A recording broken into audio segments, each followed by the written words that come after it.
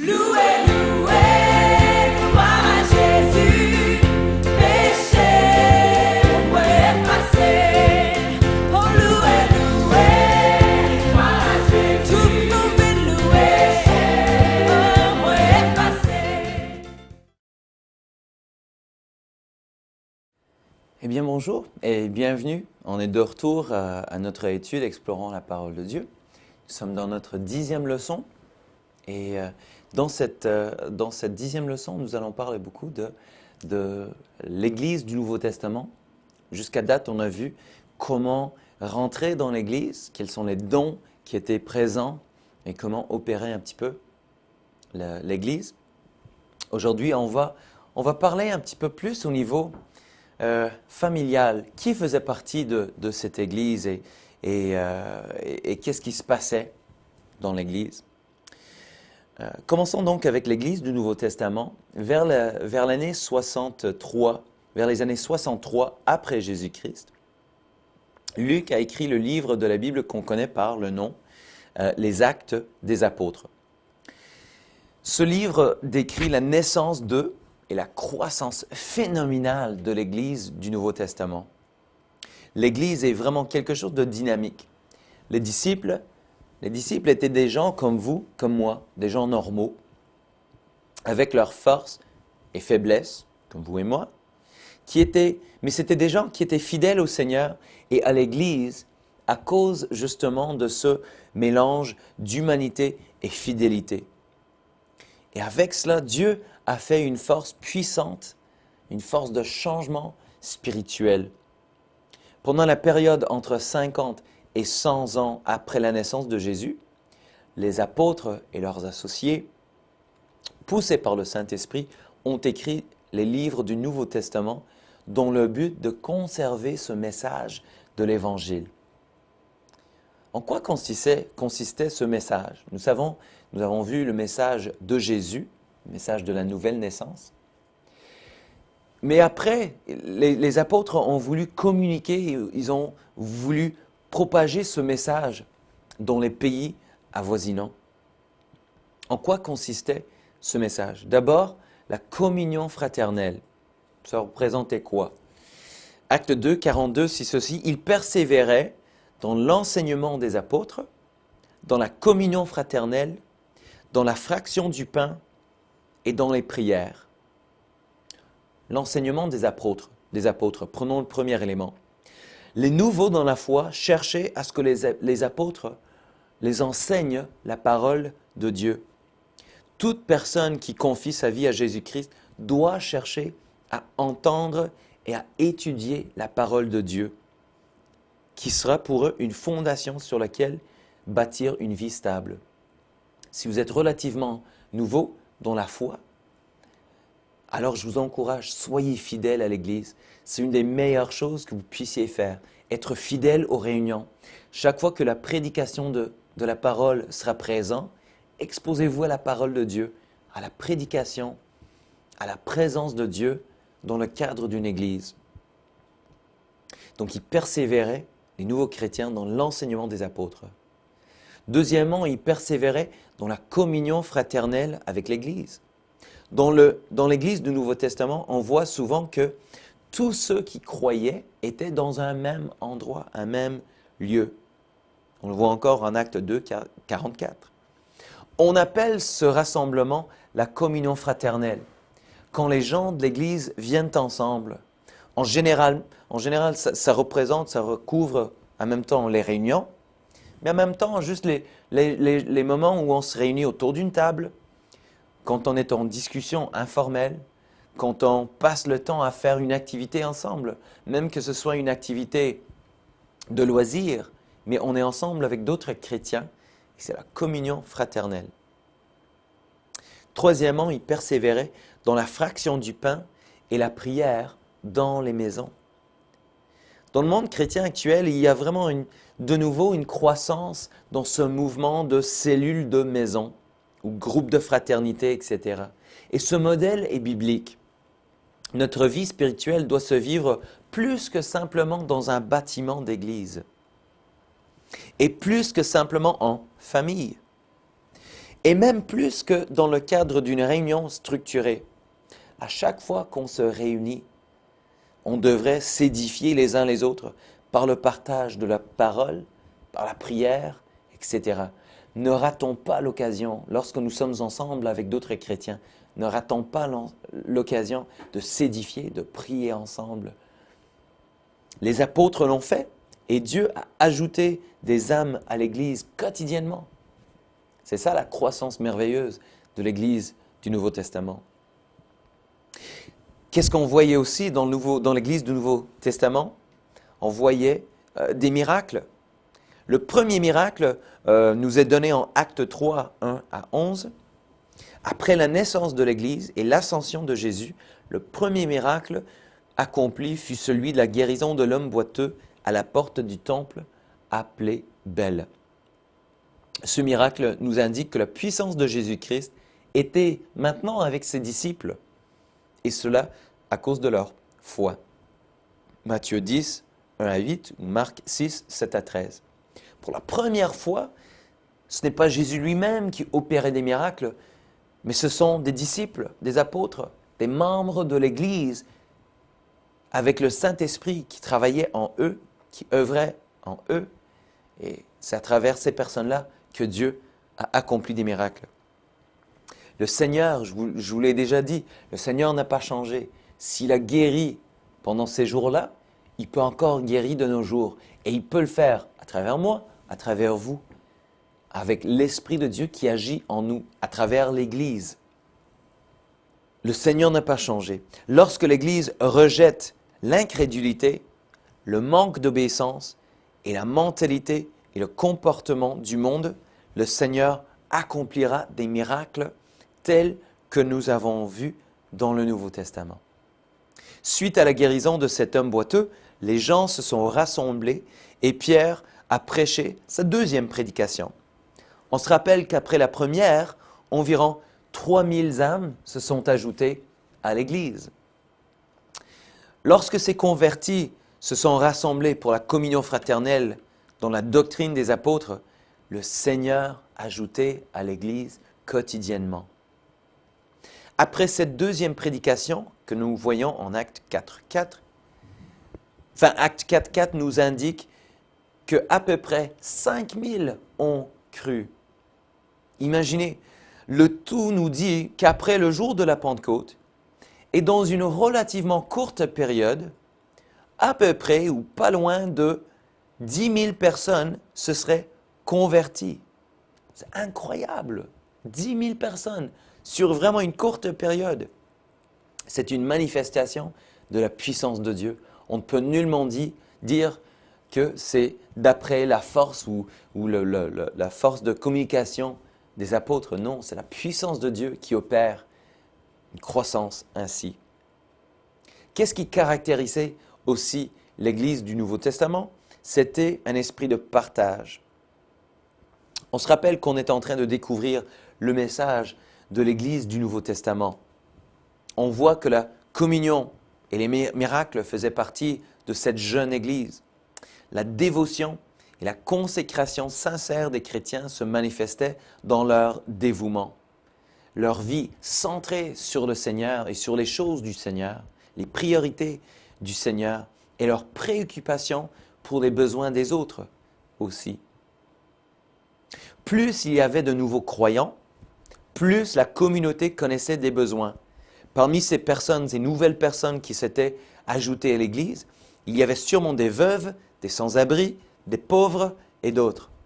Tous étaient tellement préoccupés par l'attente d'un meilleur héritage d'un autre monde que, selon Acte 4, 32, nul ne disait que ces biens lui appartenaient en propre, mais tout était commun en eux. Si vous êtes dans une petite église, si vous êtes nouveau vous-même, vous allez voir ça au fur et à mesure que votre église grandisse. Vous allez vivre de plus en plus de problèmes. On va dire des problèmes, mais c'est pas uniquement des problèmes parce que le Seigneur, il peut régler plein de choses. Mais il va y avoir d'autres besoins dans la famille de Dieu. Plus il y a de membres dans la famille de Dieu locale, plus il va y avoir des besoins. et plus il va y avoir besoin des dons de l'Esprit pour édifier, pour bâtir l'Église locale. N'ayez pas peur de la croissance dans votre Église, mais soyez conscients que tôt ou tard, lorsque les gens viendront, le pasteur, les gens en leadership dans votre Église, ils vont avoir besoin des dons que Dieu a placés en vous. Vous allez passer à un moment donné de nouveaux chrétiens, de jeunes chrétiens. Il y a peut-être un jour quelqu'un qui va venir dans l'Église qui a vécu ou qui vit les mêmes difficultés que vous aurez vécues. Et votre pasteur va avoir besoin de votre expérience, de votre vécu pour pouvoir dire, écoute, est-ce que tu ne pourrais pas aider cette personne qui est là? Ils ont vécu un peu la même situation que vous. Vous allez passer de simples chrétiens, membres de l'Église, à quelqu'un par qui Dieu peut opérer, le Saint-Esprit peut amener de l'encouragement à quelqu'un d'autre. Amen. Dieu ne nous a pas sauvés pour que nous restions là à ne rien faire. Mais s'il a montré sa grâce à nous, il nous appelle à partager cette même grâce à quelqu'un d'autre. Nous avons été bénis pour être une bénédiction à quelqu'un d'autre. N'ayez pas peur de la croissance, mais soyez avertis. Dieu va avoir besoin de vous. Votre pasteur va avoir besoin de vous pour aider à combler le besoin de ces nouvelles personnes plus jeunes que vous qui vont rentrer dans l'Église. Vous allez peut-être être tenté de dire, mais je suis encore jeune chrétien vous-même. Oui, mais vous êtes peut-être plus avancé dans les choses de Dieu que ces nouveaux qui vont venir. L'important, c'est de ne pas attendre d'avoir tout réglé dans votre vie, mais de prendre la grâce de Dieu et de le retransmettre, le recommuniquer à quelqu'un d'autre qui viendra. Nous sommes finalement que des dispensateurs des bénédictions du Seigneur. Ceux qui prospéraient dans l'Église matériellement désiraient ardemment les distribuer entre les frères et sœurs dans le besoin. Ils ont vendu des maisons, des propriétés, et les revenus furent placés aux pieds des apôtres pour que les apôtres les distribuent aux besoins de l'Église. Barnabas était un des apôtres à ce moment-là. Il était de la tribu de Lévi. Et peut-être se rappelait-il que des centaines d'années auparavant, Dieu avait promis d'être sa part et son héritage. De toutes les tribus d'Israël, la plupart avaient reçu une certaine terre comme héritage. Mais les Lévites n'avaient pas de terre à eux. C'était eux qui s'étaient chargés du culte, de l'adoration de Dieu dans l'Ancien Testament. Et c'est eux aussi dans le temple. Et Dieu a dit, moi je serai votre héritage. Vous n'allez pas avoir de terre proprement dit, des villes qui appartiendraient à vous. Moi, Dieu, l'Éternel, serai votre héritage. Barnabas était de ce tribu-là. Et peut-être se rappelait-il de cette promesse que Dieu a donnée à son peuple il y a longtemps auparavant. Et cette promesse-là, on le voit en Deutéronome 10 et verset 9. Parce que lui, il s'était détaché des affaires de la vie, en 2 Timothée 2, 4, et il a montré un grand désir de partager ses biens. Le nom Barnabas signifie « fils d'exhortation » et il avait un ministère d'encouragement et de réconfort. Si nous voulons voir les mêmes résultats dans notre Église, il faut que nous suivions l'exemple de Barnabas. Dédions-nous à l'encouragement des autres dans le Seigneur. Après une forte période de croissance, il y a aussi une période de persécution. Encore une fois, ce n'est pas la première fois que je vous le dis. Une fois qu'on vit de bonnes choses dans le Seigneur, il y a très souvent une attaque, une occasion de découragement, etc. qui viendra. Encore une fois, n'ayons pas peur de ces choses, mais soyons-en avertis. Ils vont venir. Mais par la grâce de Dieu, vous êtes capable de vaincre, de survivre dans ces périodes-là. Dans le chapitre 6 des Actes des Apôtres, l'Église croissait tellement rapidement que les apôtres reconnaissaient la nécessité de partager les responsabilités. Il ne pouvait pas tout faire et en même temps passer du temps adéquat dans la prière et la préparation de la prédication et en enseignant la parole. Donc, ils ont choisi 7 hommes pour diminuer la charge des apôtres. Et l'un de ces hommes fut Étienne. Ces qualifications, qu'est-ce qui a fait qu'on a choisi Étienne pour accomplir cette tâche? Acte 6-8 nous dit ceci d'Étienne. Il était plein de foi et de puissance. Non seulement avait-il accompli le travail spécifique que Dieu lui avait donné, mais il cherchait d'autres occasions pour le servir. Dieu peut toujours se servir de quelqu'un qui a cette même attitude. Quand on vous donne quelque chose à faire dans l'église ou quand on vous demande de faire quelque chose, si vous le faites avec joie et vous dites non seulement je vais pas uniquement faire ça parce qu'on m'a demandé de le faire, mais qu'est-ce que je peux faire d'autre?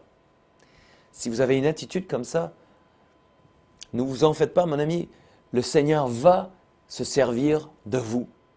Il va se servir de vous, il va trouver quelque chose, un ministère dans lequel il va se servir de vous. Son travail était tellement bien fait que les ennemis de l'Église l'ont choisi comme cible. Ses adversaires ont essayé de s'en débarrasser par plusieurs moyens. Ils ont engagé des hommes pour porter de fausses accusations contre lui. On voit un peu cette période en Acte 6, à partir du verset 10 jusqu'au verset 12 et 13. On a témoigné contre la façon dont Étienne se conduisait. Mais il ne pouvait pas atteindre son caractère. C'était comme un ange leur prêchait, tellement il avait d'assurance et de sainteté. Si vous recherchez à faire les choses les meilleures, à vivre pleinement par l'Esprit, même ceux qui voudront vous accuser seront incapables parce qu'ils ne trouveront en vous aucun tort. Recherchez les choses les meilleures. Dans sa défense, Étienne a rappelé aux Juifs la façon dont Dieu avait agi avec le peuple d'Israël dans l'Ancien Testament, avec des vérités qu'il ne pouvait pas contredire. Et à la fin, il leur a déclaré qu'ils avaient trahi et tué le Fils de Dieu. Dans leur colère face à cette accusation, qui était vraie en fait, mais ils ne voulaient pas l'entendre. Et dans leur colère, ils l'ont jeté hors de la ville, ils l'ont lapidé, et Étienne était le premier martyr de l'Église chrétienne, la première personne à mourir pour sa foi. Un des personnages clés dans la persécution et dans la persécution de l'Église qui allait suivre était Saül de Tarse. Il était témoin et a consenti au meurtre d'Étienne. Parlons un petit peu de cet homme, Saül. Saül que nous allons connaître plus tard comme Paul, personne qui a écrit presque la moitié du Nouveau Testament. Mais voyons où il était quand le Seigneur l'a trouvé. Il n'a pas toujours été ce Paul, grand écrivain, grand apôtre de Dieu. Il avait commencé autrement. Acte 9 nous décrit la conversion de Saül, connu maintenant sous le nom Paul. C'était un pharisien dévoué et un persécuteur de l'Église, mais par la puissance de Dieu, il est devenu un apôtre puissant ainsi qu'un prédicateur aux païens. La conversion de Saül était si peu probable qu'un agnostique britannique du dernier siècle a cru qu'il serait facile d'en prouver le contraire. Et ainsi, il pensait pouvoir démontrer que le Nouveau Testament était indigne de crédibilité. Cet homme s'appelait George Littleton.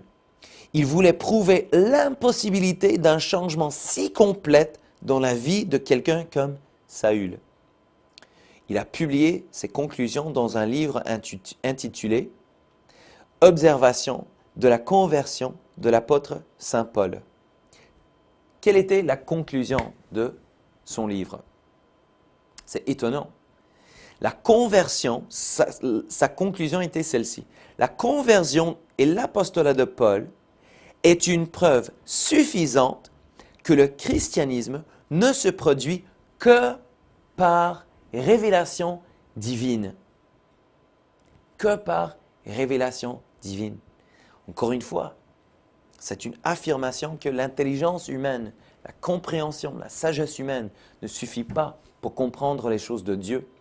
Mais il faut que l'Esprit Saint agit dans l'intelligence et avec la sagesse de l'homme pour révéler ces choses.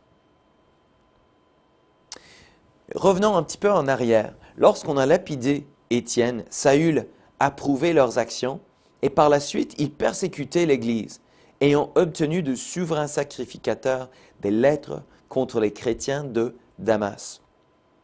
Donc il est parti vers la ville de Damas vraiment pour persécuter l'Église, persécuter les chrétiens qui se trouvaient dans cette ville. Mais Acte 9, 5 à 6 nous dit ceci, que sur le chemin de Damas, une lumière venant du ciel resplendissait autour de lui, et il a entendu une voix lui disant, « Saül, Saül, pourquoi me persécutes-tu » Paul répondit, « Qui es-tu, Seigneur » Le Seigneur lui répondit, « Je suis Jésus que tu persécutes. » Et Paul, « Seigneur, que veux-tu que je fasse » Face à une rencontre avec le Seigneur, nous avons un choix et nous posons la question. Seigneur, je sais ce que moi je peux faire, mais qu'est-ce que toi tu veux que je fasse? Il venait de rencontrer Jésus personnellement et il s'est soumis à lui. Il est toujours important de poser cette question à Dieu. Que veux-tu que je fasse? Cette question nous épargne plusieurs années de non-productivité et d'erreurs, si nous la posons. Un événement, donc on a vu la conversion de Saül. Après ça, lors de ce rencontre avec le Seigneur, Saül était aveuglé, mais en Acte 9, 18, Paul recouvre la vue. Saul était aveuglé par ce qu'il a vu et on l'a conduit à Damas, où le Seigneur allait lui parler et lui donner d'autres instructions. Après avoir prié et jeûné pendant 3 jours, le Seigneur lui a envoyé un disciple nommé Ananias, qui lui a imposé les mains et a prié pour lui. Au même instant, Saul recouvra la vue et fut rempli du Saint-Esprit. Ananias le baptisa et Saül, ce jour-là, recouvra sa vue physique et sa vue spirituelle. Et ça, on le voit en Acte 18. C'est marrant, hein, parce que Paul est parti pour aller à Damas, pour détruire cette église, pour persécuter, pour amener tous les chrétiens en persécution et fort probablement à la mort. Ça veut dire que cet homme, Ananias, normalement aurait dû être le victime de Paul.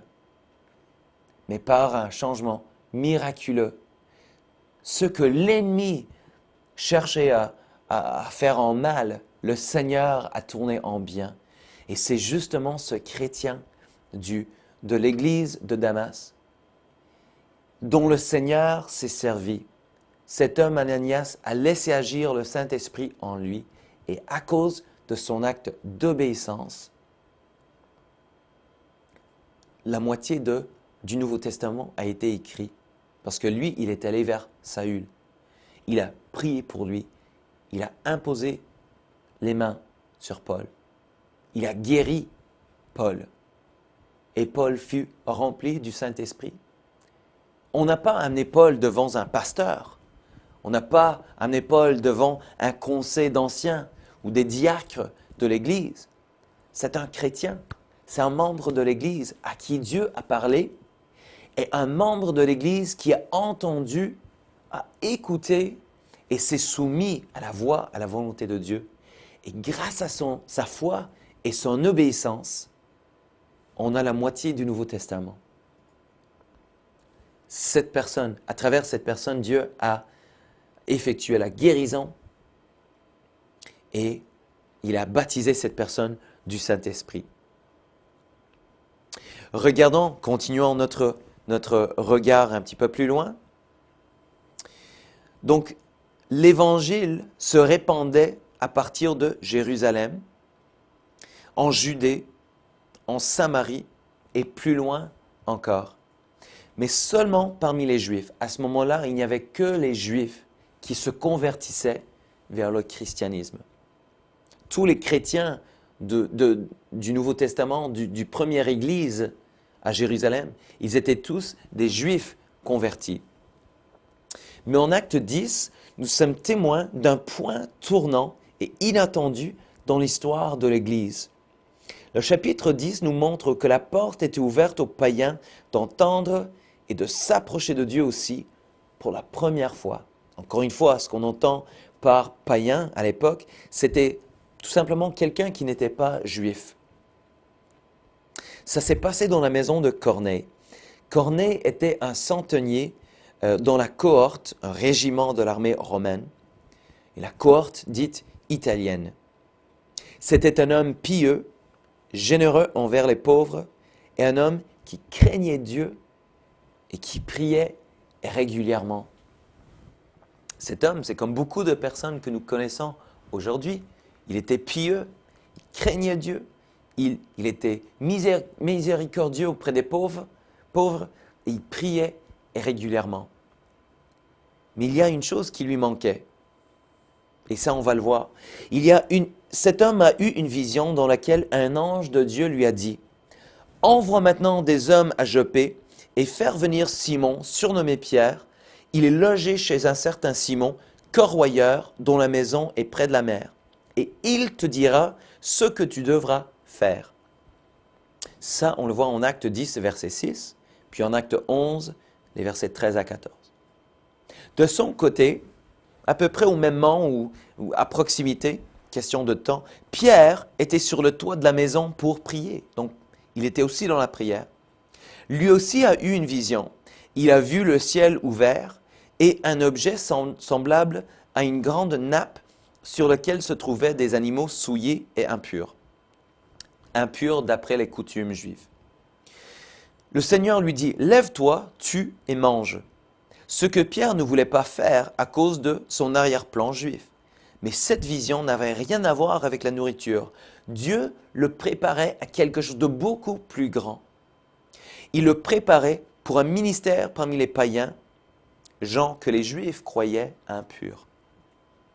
Au même moment que les messagers envoyés par Corneille sont arrivés, et Pierre, au même moment ils sont arrivés, et Pierre est parti avec eux pour Césarée. Là, il a appris que Dieu ne faisait pas d'exception de personne et que le Saint-Esprit était pour toute nation. Ça, on le voit, Acte 10, versets 34 et 35. Pendant que Pierre était chez Corneille, Corneille avait rassemblé tous ceux de sa maison, sa famille, il faut croire que les serviteurs étaient présents aussi. Et alors que Pierre prêchait, Pierre n'était pas en train d'imposer les mains, il n'essayait pas de convaincre de quoi que ce soit, il n'essayait pas de tenir une discussion, une argumentation sur la nécessité de telle ou telle chose. Il prêchait tout simplement et le Saint-Esprit est tombé sur tous ceux de la maison de Corneille qui écoutaient et ils se sont fait baptiser au nom du Seigneur. Tous, encore une fois, tous ceux qui étaient présents, tous ceux qui étaient en train d'écouter la parole de Dieu, ils étaient tous baptisés du Saint-Esprit. Ils étaient remplis du Saint-Esprit et ils se sont tous fait baptiser au nom du Seigneur. C'est merveilleux. Vous et moi, nous devons notre héritage chrétien, la possibilité que nous avons de rentrer dans l'Église de Dieu, remonte à cet événement-là. Parce qu'à moins que vous n'ayez d'arrière-plan juif, vous, comme moi, nous faisions partie de ce qu'on appelait des païens. Mais Dieu, il avait un plan pour vous, pour moi. Et il a réservé une place pour nous dans le royaume de Dieu. Merci Seigneur. Merci Seigneur. On vient de voir l'évangile porté aux païens par la main de Pierre. Maintenant, c'est par la main de Paul. Paul était choisi pour aller vers les païens, selon Acte 9, 15. Son ministère était de propager le nom du Seigneur devant les rois, les nations et les fils d'Israël. À un moment donné, Paul s'est trouvé à l'Aréopage. Paul n'était pas comme une chandelle sur une table qui fournit de la lumière dans une chambre, mais lui était plus comme un soleil qui va dans son circuit pour éclairer plusieurs. Le ministère de Paul était grand. Il a fait 3 voyages missionnaires de grande importance pour l'établissement des églises dans les villes païennes de l'Empire romain. Dans le 17e chapitre des Actes des Apôtres, Paul a prêché à Thessalonique, à Bérée et puis à Athènes. Athènes était une ville pleine de temples d'idoles, de statues et d'autels païens. Et Paul était extrêmement troublé de voir tous ces idoles, toute cette idolâtrie qui entourait, qui faisait partie intégrale de cette ville. Ces discussions avec les philosophes d'Athènes ont eu comme conséquence qu'il a été conduit à l'Aréopage, une cour qui était des plus sacrées et honorables du monde païen. 400 ans auparavant, cette même cour avait vu condamner Socrate, le philosophe. Paul a prêché aux Athéniens en ce qui concernait leurs autels et leur dévotion à un Dieu inconnu. Il proclama le message que Dieu est unique et qu'il n'y en a point d'autre, celui qui donne et soutient la vie. On le voit en Ésaïe 46, 9 à 10, puis Marc 12, 32. Il a prêché aussi que tous pouvaient trouver le Seigneur. Acte 17, 27 et Jérémie 29, 13. Paul a déclaré que Dieu allait tolérer les folies du peuple pendant un temps seulement, mais que le jugement viendrait par Jésus-Christ, qui était ressuscité des morts, sur quoi certains se sont moqués, mais d'autres l'ont cru. Un de ceux qui a cru fut Denis, un membre de l'Aréopagite, une église fructueuse qui était éventuellement établie à l'Aréopage dans la ville d'Athènes. L'influence sûrement le plus ressentie, le plus connue de Paul se fait sentir dans la partie du Nouveau Testament qu'on peut lui attribuer, presque la moitié. Dans son ministère, Paul a écrit de nombreuses lettres, les épîtres, d'instruction à diverses églises et individus. Certaines de ces lettres ont été composées lors de son emprisonnement, période pendant laquelle il n'a pas arrêté de témoigner de l'œuvre de Jésus. Plusieurs de ses gardiens et visiteurs ont cru, dont Onésimus. Après des années de frustration en prison, Paul fut jugé, condamné et mis à mort. Le dernier mot que nous avons dans les Écritures avant sa mort se voit dans une lettre à Timothée. On le voit en 2 Timothée 4, verset 7. Paul dit « J'ai combattu le bon combat, j'ai achevé la course, j'ai gardé la foi. » Quel privilège, après une longue vie, de pouvoir dire à la fin de sa vie qu'on ait été stable dans le Seigneur. Ou que nous puissions tous dire autant à la fin de notre vie, et nous connaissons des gens comme ça qui peuvent à la fin de leur vie dire cela. Oh, que ce soit autant pour nous. Si vous êtes en train de regarder cette étude, de suivre cette étude, c'est que vous avez commencé déjà un cheminement vers ou avec le Seigneur. Encore une fois, je vous encourage, comme Paul, à combattre ce bon combat. Vivez selon ce que vous avez vu dans cette leçon. Faites de la parole de Dieu un sujet de méditation régulière. Ne négligez pas la communion fraternelle et la prière. Combattez le bon combat et que vous puissiez dire, comme Paul, à la fin de vos jours, et j'espère, je vous espère encore longue vie, mais j'espère qu'à la fin de vos jours, et j'espère que pour ma part, à la fin de mes jours, je puisse dire, comme Paul l'a dit, j'ai combattu le bon combat, j'ai achevé la course, j'ai gardé la foi. Que Dieu vous bénisse à la fin de cette 10e leçon. On va poursuivre, on s'approche, toute chose tire vers sa fin petit à petit. Prochainement, on va avoir la 11e leçon. Que Dieu vous bénisse. À bientôt. Loué, loué.